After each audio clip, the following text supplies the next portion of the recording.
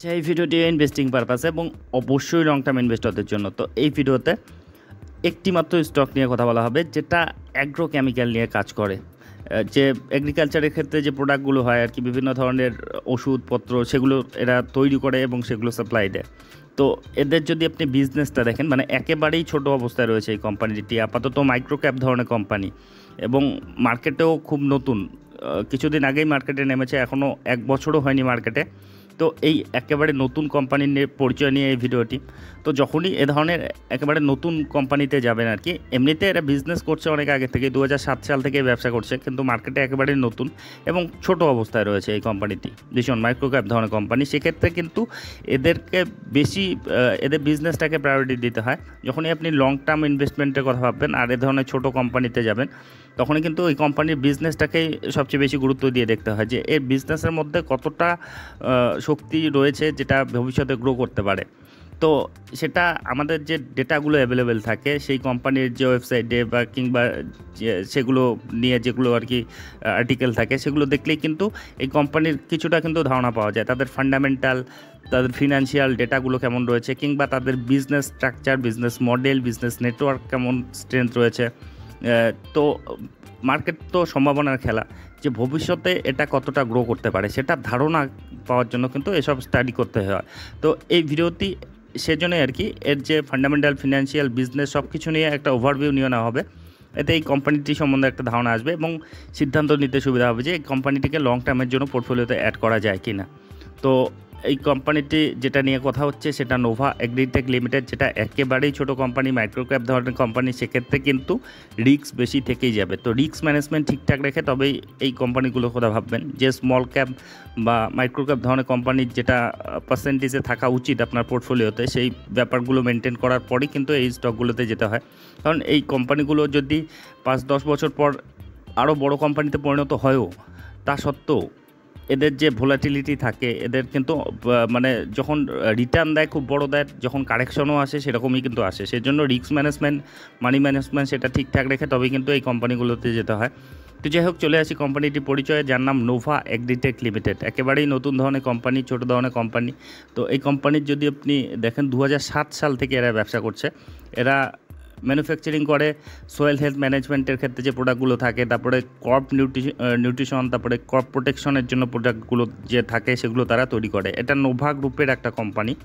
It is preliminary manufacturing marketing of bio fertiliser এটা তৈরি করে। তারপরে bio pesticide, organic fertiliser, micro এবং ম্যাক্রোনিউট্রিয়েন্টস যেগুলো থাকে সেগুলো তারা তৈরি করে। এবং এরা ডিলারের মাধ্যমে সেটা কিন্তু এটা বিজনেস টু বিজনেস ব্যবসা করে। আবার B2C, ডাইরেক্ট ফার্মারের সঙ্গেও কিন্তু এদের বিজনেস রয়েছে। মানে ডাইরেক্ট প্রোডাক্ট কিন্তু ফার্মারের কাছেও পৌঁছে যায়, আবার ডিলারের মাধ্যমেও কিন্তু পৌঁছায়। মানে B2B, B2C এরকম বিজনেস তাদের মডেল রয়েছে। তো এদের যদি আপনি প্রোডাক্ট দেখেন, মোটামুটি এদের ক্রপ নিউট্রিশন নিয়ে প্রচুর প্রোডাক্ট রয়েছে। তারপরে সোয়েল হেলথ নিয়ে যে অর্গানিক ফার্টিলাইজার, বায়ো ফার্টিলাইজার থাকে সেগুলো তারা তৈরি করে। তারপরে IPM প্রোডাক্ট রয়েছে, ফ্লাই ট্র্যাপ, ফুলফিল ট্র্যাপ, ডেল্টা ট্র্যাপ, এ ধরনের যে প্রোডাক্টগুলো সেগুলো তারা তৈরি করে। তারপরে বায়ো স্টিমুলেন্টস যেগুলো থাকে সেগুলো তারা তৈরি করে। বায়ো পেস্টিসাইড যেগুলো থাকে, নোভা বুস্ট, নোভা মনো জিঙ্ক, তারপরে নোভা গোল্ড, নোভা পাওয়ার এ নামের এসব ব্র্যান্ডে কিন্তু তাদের প্রোডাক্ট রয়েছে বায়ো পেস্টিসাইডের ক্ষেত্রে। তো এরকম কিন্তু তাদের প্রোডাক্ট রেঞ্জ কিন্তু অনেকটাই বড় রয়েছে। আপনি যদি এদের প্রোডাক্ট দেখেন আর কি, মোটামুটি 600-650-র উপর তাদের প্রোডাক্ট রেঞ্জ রয়েছে মার্কেটে। আর এদের দেখুন 500-র উপর যেটা প্রোডাক্ট আর কি, এখন 600-র উপর ছাড়িয়ে গিয়েছে তাদের প্রোডাক্ট। আর 18 লাখ স্যাটিসফাইড ফার্মার রয়েছে এবং ডিলার, তাদের কিন্তু ডিস্ট্রিবিউশন নেটওয়ার্কটাও কিন্তু স্ট্রং রয়েছে। দেখুন 10,900-র মতো কিন্তু ডিলার তাদের হাতে রয়েছে। তো বুঝতে পারছেন এদের বিজনেস নেটওয়ার্ক কিন্তু মোটামুটি ভালো রকম স্ট্রং করে ফেলেছে। একেবারেই ছোটো নতুন ধরনের কোম্পানি। তো এর যে টেকনোলজি বেসড সলিউশনও কিন্তু এরা প্রোভাইড করে, যে শুধু এদের প্রোডাক্টের বিজনেস তো রয়েছে সব, তাছাড়াও কিন্তু সলিউশনও এটা প্রোভাইড করে।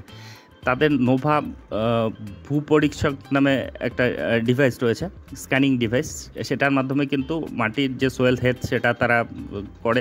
মানে এই ধরনের প্রোডাক্ট সলিউশন তারা কিন্তু প্রোভাইড করে। আর তারপরে তাদের ড্রোন রয়েছে, নোভা অ্যাগ্রিবোট নামে ড্রোন রয়েছে, যেটাও কিন্তু এই তারা ব্যবহার করে আর কি, যে কৃষকের প্রয়োজন হয় সেক্ষেত্রে তারা কিন্তু এ ধরনের প্রোডাক্ট কিন্তু তারা এ ধরনের প্রোডাক্ট বা সলিউশন তারা কিন্তু প্রোভাইড করে। ড্রোন এবং নোভা মানে টেকনোলজি বেস সলিউশনও কিন্তু তাদের রয়েছে। তো বুঝতে পারছেন এদের বিজনেস ভার্টিক্যালগুলো কিন্তু আলাদা আলাদা রয়েছে। তো এদের আপাতত যদি দেখেন মার্কেটিং ডিস্ট্রিবিউশন নেটওয়ার্ক বললাম 10,900-র উপর ডিলার রয়েছে, তার মধ্যে 6,200-র মতো ডিলার, যারা 16 স্টেটে আমাদের দেশে আর কি, অন্ধ্রপ্রদেশ, তেলেঙ্গানা, মহারাষ্ট্র, মোটামুটি আমাদের 16টা স্টেটে মানে সমস্ত স্টেটেই কিন্তু তাদের বিজনেস রয়েছে আর কি, তাদের বিজনেস নেটওয়ার্ক রয়েছে। তো এই কোম্পানির বুঝতে পারলেন এদের বিজনেসটা, এদের প্রোডাক্ট যে রয়েছে আর কি, টোটাল যে রেজিস্টার্ড প্রোডাক্ট রয়েছে 629টি মতো প্রোডাক্ট রয়েছে। তার মধ্যে বিভিন্ন আলাদা আলাদা ক্যাটাগরিতে রয়েছে, যেমন 60টি রয়েছে সয়েল হেলথ ম্যানেজমেন্টের ক্ষেত্রে, 168টি রয়েছে ক্রপ নিউট্রিয়েন্টসের ক্ষেত্রে, তারপরে 450টি রয়েছে রেজিস্ট্রেশন অফ ক্রপ প্রোটেকশন ক্যাটাগরির ক্ষেত্রে। এরকম আলাদা আলাদা ক্যাটাগরিতে কিন্তু তাদের প্রোডাক্ট রেজিস্ট্রেশন রয়েছে। তো বুঝতে পারছেন এদের বিজনেস যে তাদের যে নেটওয়ার্ক সেটাও মোটামুটি স্ট্রং রয়েছে, 11,000-এর মতো তাদের ডিলার রয়েছে। তারপরে বিজনেস মডেল, তারা B2B B2C মডেলে তারা বিজনেস করছে এবং ভালো রকম মোটামুটি যেটা দেখলেন মোটামুটি 18 লক্ষ কৃষকের কাছে কিন্তু তাদের প্রোডাক্ট পৌঁছে গিয়েছে। তো বুঝতে পারছেন মানে ওভারঅল একটা ছোট কোম্পানি হিসাবে কিন্তু তাদের বিজনেস তা ভালো রকমই, তারা কিন্তু তাদের বিজনেস নেটওয়ার্ক বলুন, তাদের বিজনেস স্ট্রাকচার বলুন ঠিকঠাকই কিন্তু রয়েছে আপাতত। তো এই কোম্পানির যদি আপনি দেখেন, দেখুন প্ল্যান্ট নিউট্রিশনের ক্ষেত্রেই কিন্তু তাদের ম্যাক্সিমাম আর কি গোটা প্রোডাক্টটা রয়েছে আর কি, সেগুলো নিয়েই বেশিরভাগ প্রোডাক্টটা রয়েছে। এদের তেলেঙ্গানাতে কিন্তু সবচেয়ে বেশি ব্যবসা আর কি, তেলেঙ্গানা, তারপরে অন্ধ্রপ্রদেশ, কর্ণাটক, এসব দেশে মানে এসব রাজ্যে কিন্তু তাদের বেশি ব্যবসাটা রয়েছে। যদিও তাদের মোটামুটি 16-18টি স্টেটে ব্যবসা করছে, কিন্তু এই রাজ্যগুলিতেই কিন্তু তাদের বিজনেসটা বেশি রয়েছে, 76%-এর মতো তেলেঙ্গানাতেই রয়েছে। তো যাই হোক, এরা দিন দিন তাদের বিজনেস বাড়াচ্ছে, তাদের বিজনেসের নেটওয়ার্কটা বড় করছে। তো এই কোম্পানির যদি রিটার্ন দেখেন আর কি, যখন থেকে নেমেছে তখন থেকে 30%-এর মতো একটা রিটার্ন দিয়েছে। গত 5 দিনে 1 মাসে যদি দেখেন ইদানিং কিন্তু গতি এসেছে 28%-এর মতো, আর গত 6 মাসের হিসাবে দেখলে 43%-এর মতো একটা রিটার্ন দিয়েছে। ইদানিং আপনি যদি দেখেন এর চার্টটা দেখলেও বুঝতে পারছেন যে একটা রেঞ্জের মধ্যে ছিল, সেই রেঞ্জ থেকে কিন্তু একটা ব্রেকআউট দিয়েছে, টেকনিক্যাল ভাষায় যেটা বলে আর কি। 80 টাকার কিন্তু একটা রেজিস্ট্যান্স ছিল আর কি ভালো রকম, সেই 80 টাকার উপরে কিন্তু বর্তমানে ট্রেড করছে, 82 টাকা 70 পয়সায় বর্তমানে চলছে। তো এই কোম্পানির যদি আপনি ফান্ডামেন্টাল প্যারামিটারগুলো দেখেন, 760 কোটি এর মার্কেট ক্যাপিটাল, একেবারেই ছোটো মাইক্রোক্যাপ ধরনের কোম্পানি। এর ভ্যালুয়েশনটা কিন্তু ঠিকঠাক রয়েছে, 26.8 রয়েছে, ইদানিং আরও কমেছে। তারপরে রিটার্ন অন ইকুইটি 22%-এর মতো রয়েছে, বুক ভ্যালু 20 রয়েছে, বর্তমানে 82 টাকা চলছে, ফেস ভ্যালু 2 রয়েছে, ডিভিডেন্ড আপাতত দিচ্ছে না। এখন যে মূল বিষয় তাদের বিজনেসে কেমন গ্রোথ হয়েছে, তারা সেলস, প্রফিটেবিলিটি এগুলো কি মানে কীরকম গ্রো করছে দেখুন। তো একেবারে লং টার্মে হিসেবেই চলে যাব। দেখুন 2019-এ এদের সেলস হতো 131 কোটি, তারপরে 2020-তে সেটা হলো 138, তারপরে 2021-এ 161, তারপরে 2022-এ 186, তারপরে 2023-এ 211, এখন 252। মানে ধীরে ধীরে হলেও কিন্তু তারা কনসিস্টেন্ট গ্রোথ দেখাচ্ছে তাদের বিজনেসে।